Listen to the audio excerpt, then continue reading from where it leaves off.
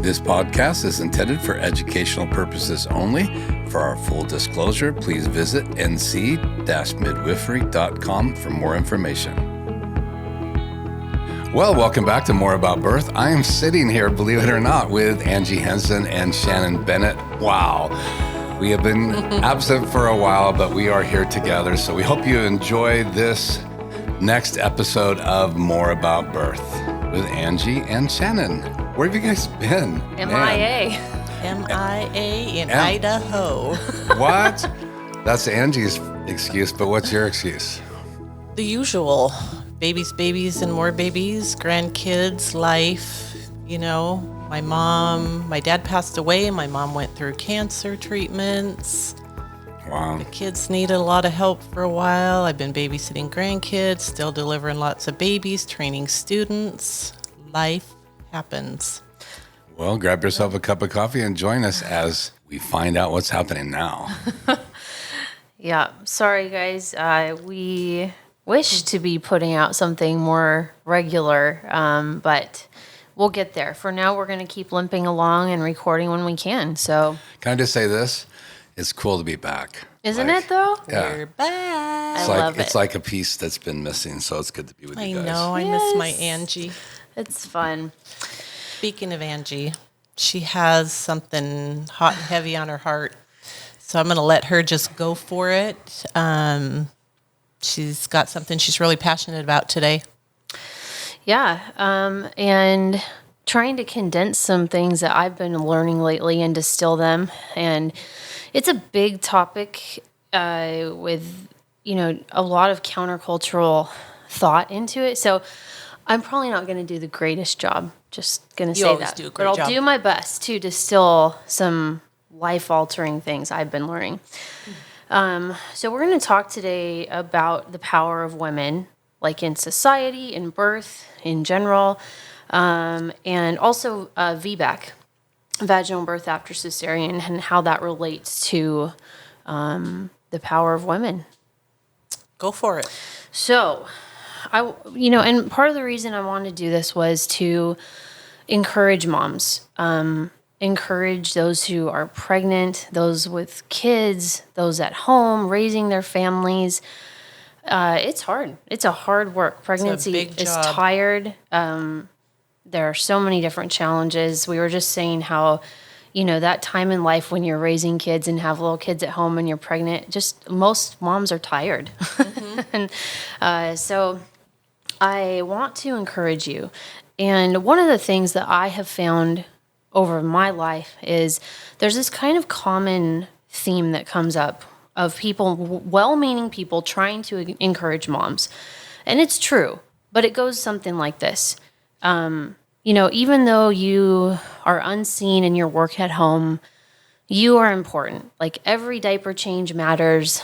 Every dirty dish, every yes. sleepless night. You are serving your kids, you're serving your husband, and your work is important. And it is. That's a true message. But to be honest, when you're in the trenches, in the thick of it, that kind of encouragement just doesn't do it for me. Like it's not enough to keep me happy and chipper and going. It's really easy to fall into a bad because you're attitude. like, what's my purpose? But what's my purpose? It can't be just dirty dishes, diapers, Yeah. and sleepless nights. Yeah, it really, yeah. Toddler tantrums. Yeah, and so some of that encouragement to me falls short. So some of the things I've been learning lately, I think have encouragement that comes with deeper roots and kind of a zoomed out view about your role, not just as a mother, but women and mothers' roles in society. So not just in your home, yes, making a difference to your kids and your family, but like, what's the big picture? In society, what are you contributing? How are you shaping the very face of the planet that we live on? What was God's plan? Yes. And I have been reading this book, Men and Marriage, by George Gilder. It was first published in the 70s, and he was a visionary. I mean, the man was kind of a prophet in what he wrote, because now, so many years later, we're seeing everything that he said and predicted about society come true. So much of it has been fascinating to me. and very, very eye-opening and encouraging. So I hope that I'm just going to give you a couple quotes. I will just point you to the book, and I'm not finished with it, so I can't give a full recommendation of it, but I think that it is totally worth picking up. And the first few chapters have been really, really, I think, view-altering for me. Meaty. In a great way, yes. So I'm just going to start with this quote right here, and then we'll talk about it. He says, "The maternal role originates in the fact that only the woman is necessarily present at birth. Only the woman has a dependable and easily identifiable connection to the child, a tie on which society can rely. No matter how equally the functions of child rearing are distributed, the man will always know that the woman's role with the children was more important, more organically indispensable.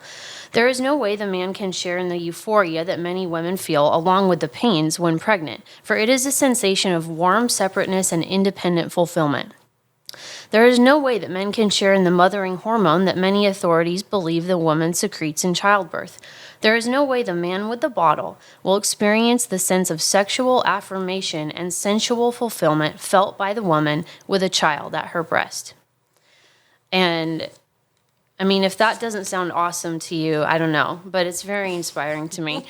There's so much background tied into this, and there's just no time to distill it all. But it basically comes from zooming out and seeing what is the role of a man, what is the role of a woman, and how do they shape society. Ooh, you're treading on rough ground right now in this day and age. Right? And I'm just going to say that our culture is telling you right now that anyone can nurture a child.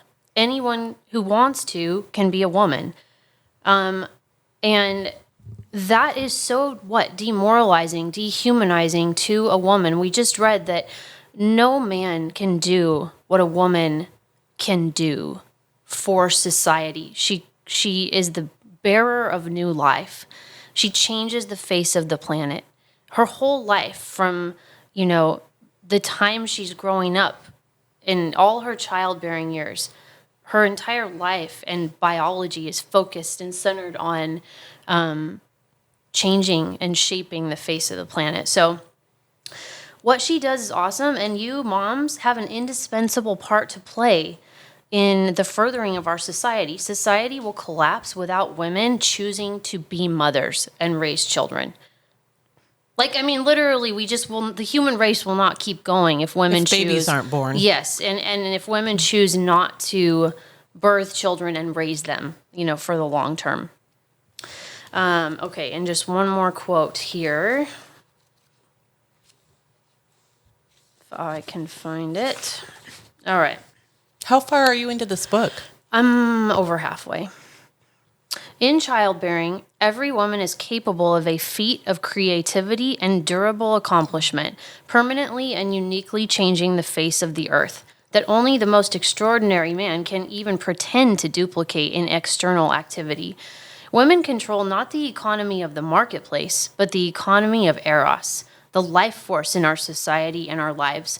What happens in the inner realm of women finally shapes what happens on our social surfaces, determining the level of happiness, energy, creativity, morality, and solidarity in the nation." So what she is doing by walking in her God-given role of becoming a mother and raising these children is shaping society in a more powerful way than any economy, any job will ever do. Anyways, and so we don't need to get into everything that the book is all about, but those pieces were so encouraging to me. I hope that you can zoom out and see what you're doing. Just being a woman and bearing children is so awesome. And you were talking about maybe tying all that into the fact that home birth or birth outside the hospital in the community gives you the space, yes, to be that woman and to be in control of your birth. Right. So jump off on that. Yeah, and I do want to say that, as a Christian, this viewpoint, it may sound very feminist, but it's not. Like, God is the first one who is pro-woman, and pro-women's freedom in the truest sense of the word. And the fact is, this is where it's found. I wanted to read this from the Song of Solomon 6:4. It says, "You are beautiful as Tirzah, my love, lovely as Jerusalem, awesome as an army with banners." And this came from a song that Johnny and I were listening to yesterday, and I love it. And maybe we can link to it in the show notes because Keith is so awesome about that. Wow, if you say it that way, it's sure in the show notes. Yeah, it's a great song, but awesome as an army with banners. Now, this got me thinking because this man is writing to his wife about his wife. She's awesome as an army with banners, and I was thinking about kind of the old school picture of men lined up on this battlefield before modern warfare. There's almost nothing more raw and rugged and powerful as that image of these men just giving their full physical ability and heart to this effort, this warfare. And I thought, what's the counterpart to that? Well, the counterpart to that is the woman is the way that she is a warrior. And where do we see this, more fiercely and more awesome except in birth. In those moments of birth, when we all know that, wow, she's a warrior. And, there's no other place that women do this more fiercely and more in a distinctly feminine way than in childbirth. Well, and we talked a little bit about during 2020, everything that happened, that literally it was like a war getting kids to be born. Like it was like, yeah, it was just, women were even having to fight harder. And Shannon was having to work harder. You were working harder because it was just like a season where, and I think during that season, I saw it even more than all the other years that we've been, together or a part of the whole birthing process. Yes. And so, Shannon, as you just said, I really believe that home birth uniquely creates the space for the woman to blossom and be that type of, awesome as a warrior, awesome as an army with their banners, flowing. It's this, there's a glory to it. And I think that home birth holds that space because it allows women to do whatever they need to do uniquely for their birth. In their natural environment. Yes. With the support that they chose. Yeah, It seems to me, I've seen it both ways, that Shannon was more in control, more able to have her way and just be in rhythm with what she wanted to do, where I didn't feel that in any of the other experiences when we were just in more of an environment that wasn't ours. It wasn't home. It wasn't comfortable. And so part of that, I think, was seeing the circumstances change locations, but it was even more than that. I do feel like Shannon was empowered, and I had a front row seat to see it, and I'm sure Johnny's seen it with you. And so I agree. There's something special about a mom at home giving birth from my perspective. So, and I'm a mama's boy, everybody says, so I'm into the mom topic because my mom's in heaven, and I'm looking forward to seeing her again someday. Yes. And how many times have we got to sit back and watch a husband witnessing his wife fight this battle, and they're just in awe. I actually got an email from a dad. They had had 2 hospital births, and this was their first home birth. It was a V-BAC. Nice. So he wrote me this big long email, and he said, I have never felt so much a part of this process and an important role in this, and felt like my wife needed me and that there was something that I could do for her in our own felt home. Included. Yes, he felt like a part of the birth. Yeah.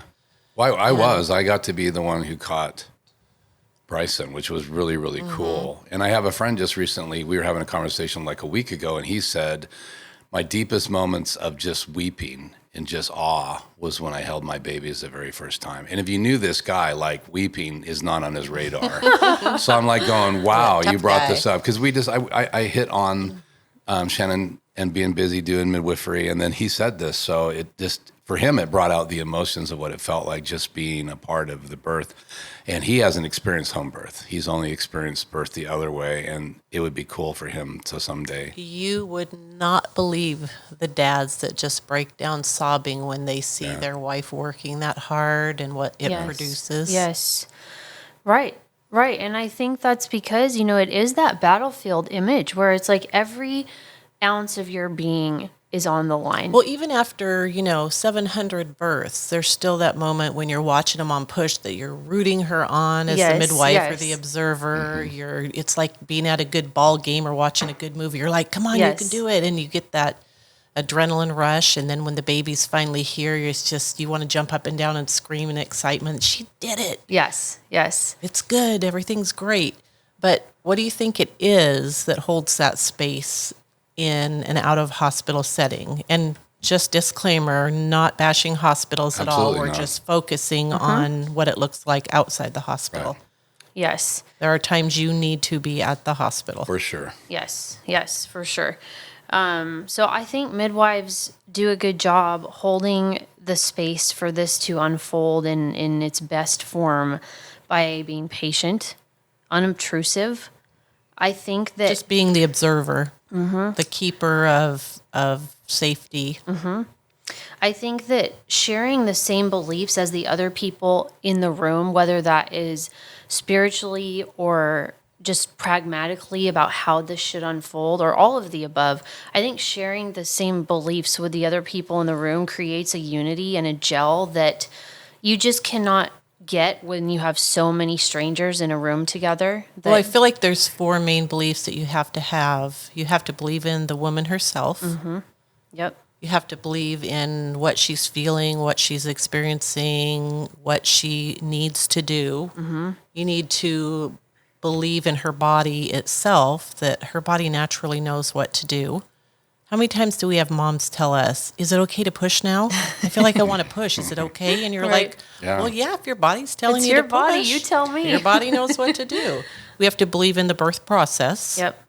We can't have fear, doubt about the way that God made the birth process, that there's anything wrong with that. We have to believe that there's everything right about it.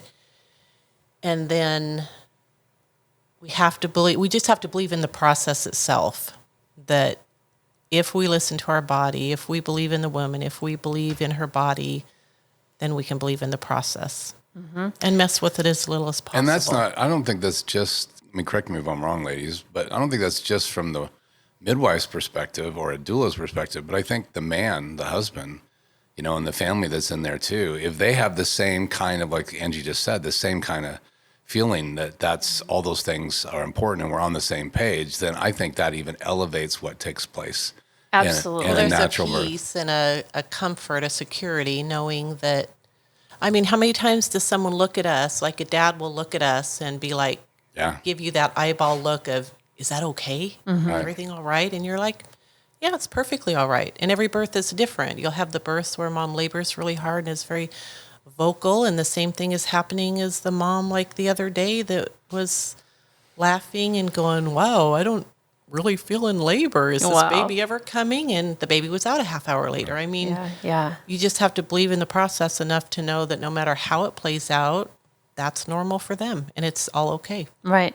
And I do really believe that when everyone in the room is on the same page, it creates it's a safe space, cohesion and a gelling to the whole atmosphere that is going to only positively impact, and it almost elevates the experience, right? Like it kind of allows that glory to unfold in its natural setting. I think there's just something so powerful and beautiful when that happens. We've had people tell us so many times that just the fact that we were relaxed and enjoying the process and not stressing over things made them feel like everything was going perfectly well and there was nothing to worry about. And that's so critical. If you're relaxed, people around you get relaxed. And I think that's so important. And I think that's also something that I saw more in the home births than I did in the hospital births, even in the birthing room.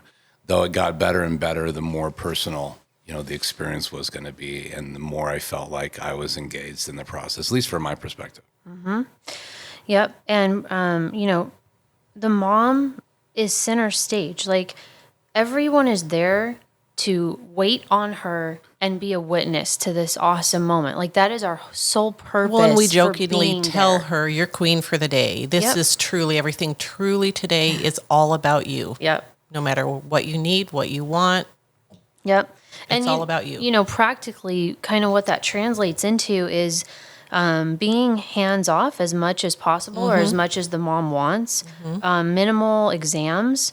You know, no time frames, as long as everything's progressing properly and safely. There's no time frame. Like, we're here in it to win it, you know, like, we're here for the long haul. So, you know, all of these things allow birth to unfold in its natural setting. And I think what you get when you have that is the glory of the woman's role is on display in a way that can't be duplicated anywhere else, because this is how God designed it. You can't improve on what he has already put into place. And tampering with it when there isn't anything going wrong is never going to yield a better result. And I don't think that this is just an icing on the cake, like something cool that you got to do. Like, oh, I got to go to Disneyland, or have this experience. Like, this is at the core of who a woman is. And so getting to experience it is going to bring a satisfaction and a joy that you just cannot get anywhere else. Well, in birth class, we talk to people about how birth is kind of like climbing a mountain. If you're a mountain climber, you know, you prepare, you get all the gear, you do all the reading, you hire yourself a Sherpa, and you get ready to head up the mountain, and it's exciting. It's wonderful. You get about halfway up and realize what a hard job it is. Yeah. And you look up to the top and think, man, I don't know. Seems like a long way. But you're determined. Yeah. And you get about 3/4 of the way up and you're like, I don't know if I want to do this anymore. But you're like, nope, I'm pushing through because the victory at the end is awesome. And you get to the top of that mountain, and yeah, you're tired, and yeah, you can hardly breathe, and you think that you're not going to make it that last couple of feet, but you do, and the victory that you feel, the accomplishment, is something as on the battlefield. You can't replace it any other way. Yeah, absolutely. So one of the things in our day and age that is very frustrating is the high cesarean rate in the United States. Mm-hmm. It's crazy. And we have found that community birth for people who've had a C-section and want to have a vaginal birth, if they're low risk in all areas, and we can talk about that, it's a really safe place for them to become victorious and regain that. It's almost a grieving that some people go through after having had a C-section. Not everybody, but there are people who just, they truly grieve because that's not the way they had planned it, and they feel like they didn't get to go through that process and have that victory. Then sometimes they went through the process, but they didn't get the victorious ending, and it almost feels like there's no closure. Yeah. Well, and I've heard this statement over the years that hope deferred makes the heart sick. And so, you know, the fact that they hope for, you know, a vaginal birth, and then all of a sudden now things changed and the environment and all that changes, obviously for the safety of the mom and the baby. But I can imagine maybe looking back how they would feel like. Yeah. It's all about a healthy mom and a healthy baby. Absolutely. And that is the end result. But the cesarean rate in the United States is just ridiculous now. Absolutely ridiculous. So what are your thoughts on a vaginal birth after a cesarean or a V-BAC in the home or birth center setting? Yeah. So I definitely want to put out at least a few numbers and statistics for people. You know, again, we don't have time to cover everything because it's pages and pages of information, but I did just want to touch on V-BAC. And I think that we need to be a little more vocal about combating the cultural belief that says once a V-BAC, always a V-BAC. I've heard that somebody say that a couple times in recent past, just in passing. And, you know, whatever the thing is that's being said, I think we all need to be better about standing up to words that are not true, sayings that are not true. And this one is simply not true. And one of them I heard from a young girl. a teenage girl, and here she hasn't even started her childbearing journey yet, and already this is the belief that has sunk in. Right. And it's just taken sad. as a norm. It's taken for granted. And so, I don't want to offend people or step on toes, but at the same time, we have to be willing to push back a little bit and state the truth, even if it's a bit uncomfortable. And V-BAC is one of those places because the stats for V-BAC are very good, especially at home. It is a safe place. It's a good thing to do. So I just want to share a few statistics that I had looked up just this morning, actually. So in the late 70s, the C-section rate was less than 7% overall in the United States. In 1989, just about 10 years later, it was 28%. And this is that point in which ACOG had decided that for safety, in order to have a vaginal birth after a cesarean in a hospital, there needed to be an anesthesiologist on call 24/7 on premises for an emergency C-section with a V-BAC, and that doctors needed to be in-house. They couldn't just get called in. They had to be in-house to monitor things, and there had to be full monitoring on mom. So things changed on So, the hospital landscape. Because of that, malpractice companies increased rates because these things were happening, and it was just this big snowball effect. So it was 28% in 1989. Probably was 0% in 1889. 2018, it went all the way up to 31%. And in 2021, which was the most current statistics I could find, we're up to 32% overall in the United States. Yeah. So you have to ask yourself why. Right. And, the more common C-sections have become, the more we just tend to think of it as like, The norm. it's just normal. Or it's like, it's no big deal. It's like outpatient surgery or whatever. This is a big deal compared to a natural birth. It's riskier. It's a major surgery. There's more blood loss. I mean, we're cutting through muscle and everything. We're completely opening you up to expose an organ. They're finding that babies born via C-section don't have the same microbiome as babies born vaginally. It's just not the same. Recovery is more difficult. Breastfeeding is more difficult. Breastfeeding can be delayed, but the hospitals are getting really good about trying to get moms nursing in recovery, making sure that they don't have any medications on board that are going to affect breastfeeding. The nurses have been really good about that in our area. So if you do end up having to have a C-section, and there are times you absolutely need one. I just had a mom who had a placenta previa. I mean, her placenta was completely covering the exit. And that is a life-threatening situation. And so she had a scheduled C-section. So what would have been the result if there hadn't been an option for C-sections like back in the 18s with a baby like that? Both mom and baby probably would have died because of hemorrhage. Yeah, so I think that's important for our listeners to know that as well, is that there is a place and there is a reason for that, because the mom and the babies are surviving now. Yep. But again, we're talking about what the changes have been since the 1800s, and that's one of them. Right. Well, and just what really are the risks? I mean, the risk of uterine rupture In a V-BAC. in a V-BAC is increased because of stimulating labor unnaturally, like with Pitocin, which only increases at about less than 2%, but with Cytotec or misoprostol, which is not even labeled for such a thing, but is used for it, there's a 6% increase in uterine rupture.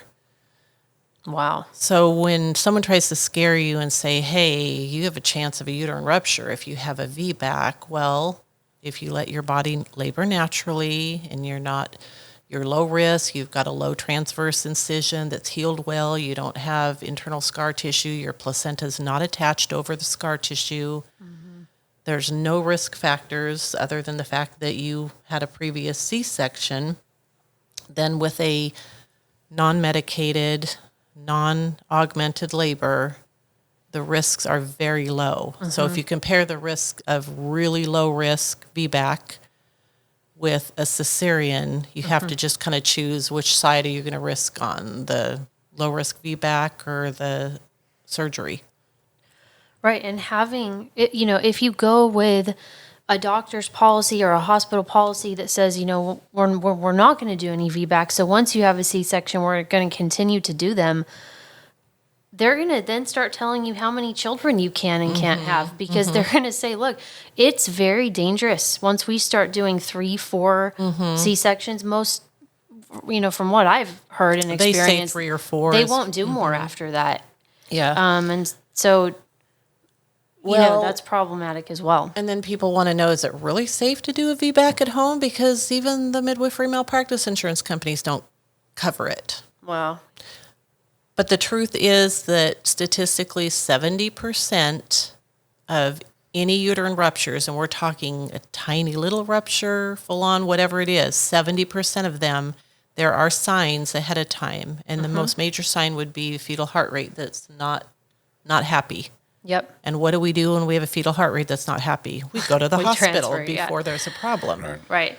I think that's what people don't understand. Like when I was studying uterine rupture in school, if you don't know the facts, what your mind kind of jumps to when you hear uterine rupture is like all of a sudden my uterus just tore open and there's blood gushing everywhere and a baby is now sitting in my abdominal cavity. Like that's not what it is. In most cases, right? It starts very small. When we're talking about rupture, we're talking about like there is a tear. Yes, there's some kind of opening. It's not this complete top to bottom just. And not going to lie, that has happened before, but my personal opinion is there was probably some kind of augmentation or induction involved. Yep. Yeah.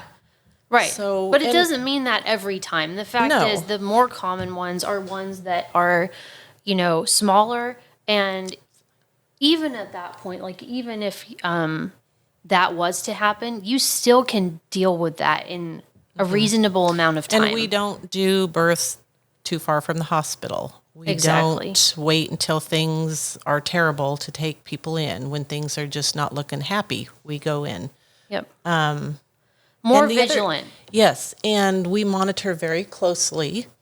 And we know our mamas well enough that we can look at them and see that something's not right. Because I remember even a mom I had with a hospital birth that I was a doula for, I knew her so well that, that during labor, she just all of a sudden got this look on her face. And I looked at the doctor and I said, something's not right. And she looked at me and she said, something feels wrong. I don't know. All of a sudden, something just feels wrong. So he took her back for a C-section and she did have the very tiniest beginning of a uterine rupture. Wow.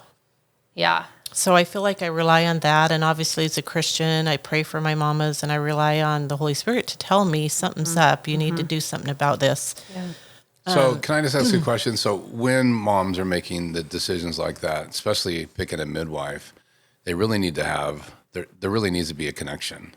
I mean, that's why we have hour-long appointments and we get to know each other. And a long consultation. And I think that's one of the things that I have seen just from my viewpoint. And of course, you have clients come and go in the house, and sometimes I meet them, sometimes I don't, just because it's at the house. But I think it's so, you can almost feel their excitement to be there, and you can feel the connection. And I think that's got to be important. Visiting with an old friend. It doesn't feel like a prenatal, The other thing that I would say to anyone considering a home birth after a cesarean, if you are low risk and all the things are okay, you'll be signing a consent form saying these are the risks. I want to make sure you're aware of this, and if you're still okay with this, we can go through with this.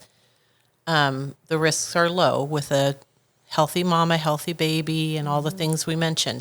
The other thing I don't do with a V-BAC is you don't let a V-BAC push for hours and hours. Right, exactly. And you don't stimulate labor. You don't take castor oil. You don't do any of the things. Use the breast pump to stimulate contractions. Right. So then how important are the other classes that you teach for then someone that is doing that? I mean, to give them the ability to get safely and effectively through a home birth Is there a certain amount of education that you really feel helps them? There's a lot of education because, we talk about things during pregnancy, like with any mom, signs of, muscle tears, signs of placenta letting loose, what the different types of pain would be and what to watch for. And then, we offer a natural pain relief for labor class that helps you to just manage labor.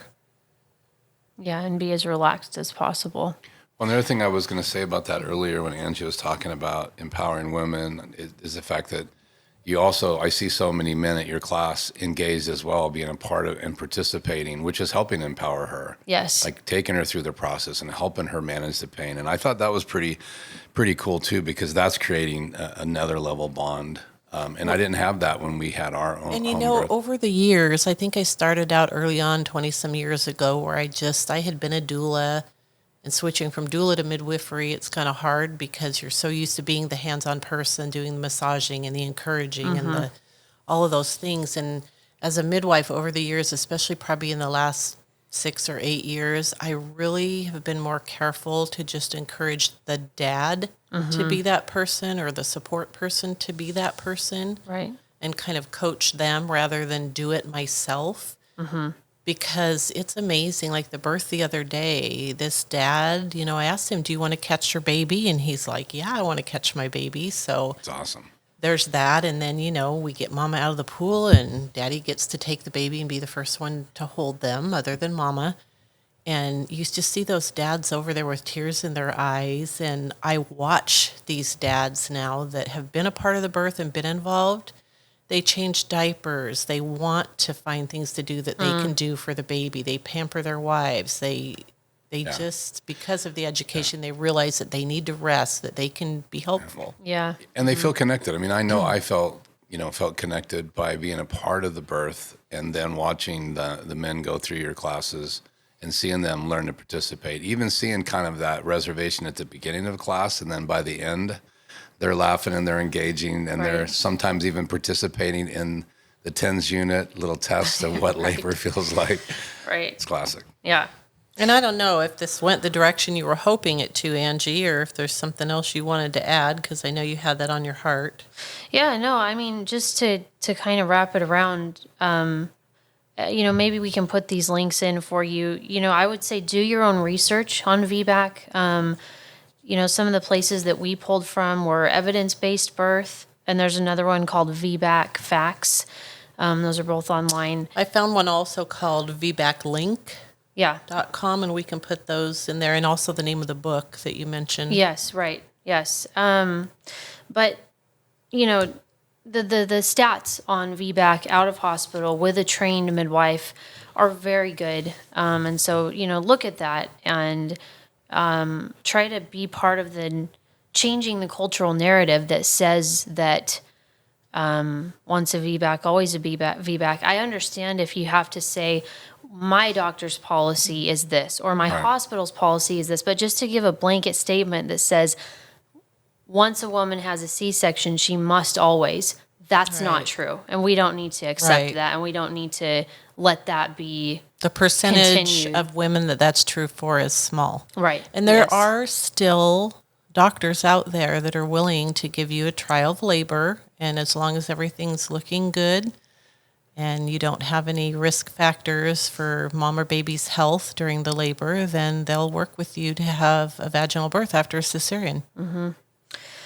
Yeah, so just to wrap it up and tie it back into the beginning again, I think that, striving to let birth unfold in its natural setting so that the woman can experience the greatest amount of joy in what her body was made to do the way God intended it to be is absolutely a worthwhile thing to pursue. It's not just a preference. It's not just the icing on the cake. It is who you were created to be.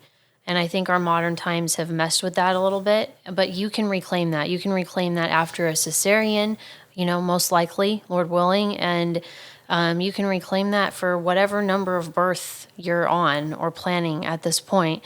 And Yeah, and again, I do recommend the book. Like I said, too much to distill down. The ideas are just so big and contrary to what we're used to hearing in this day and age, even from the church, honestly. But it's good. It's worthwhile, and everyone as a society elevating the position of women and elevating the position of mothers and the glory and the awesomeness that is there is only going to make society better. It's going to make all of us better. You're laughing at me. It's her soapbox. I'm stoked about right. it. Read the book. I'm saying, just do it. Hey, women out there, grab your flag, your banners, and climb the mountain of earth, man. Yes. Angie says, fly them high, ladies, fly them high. Yes, and women, literally, women have power, man. They bring babies into the world, and as men, we get to be there supporting it. It's a superpower. It is a superpower. It is. Think about it. Yeah, and what the book does is it zooms out for you. So it's not just the act of birth, but it's what the act of birth does for all of society. What it means. What do children mean? What does a family mean for society? That's where the glory is. Yeah. Sounds like a really good book. I'm actually now interested in reading it. Yeah, I totally recommend it. It's phenomenal. I'll see if I can't steal your copy. Yeah. She's only half done. She's only half done. Just give me tear out the first half. No. Yeah, so mamas, I want you to be encouraged today, wherever you're at. If you're tired, if you're in the trenches, if you're just kind of done with things, whatever the case is, I want you to be encouraged. Your role is amazing. The planet is not what it is without you. And the power that you have to shape all of society is bigger than any of us realize at this moment in time. So, press on and dive into the philosophy of what this all means, because when you start to wrap your head around it, it starts to enliven your heart and give meaning and purpose to all of the big and small things you're doing. Man, it is really good to have you back in the house, man. To hear your laughter. Preach! And share your heart. It's exciting. So we've missed you. Aw, thank you guys. Thanks for listening. We'll see you guys later. Well, that's it for this episode of More About Birth. Such a good time here in the Bennett house with Angie and Shannon. We hope you will share this and like the channels, and hope you'll stay tuned to More About Birth. We'll see you very, very soon.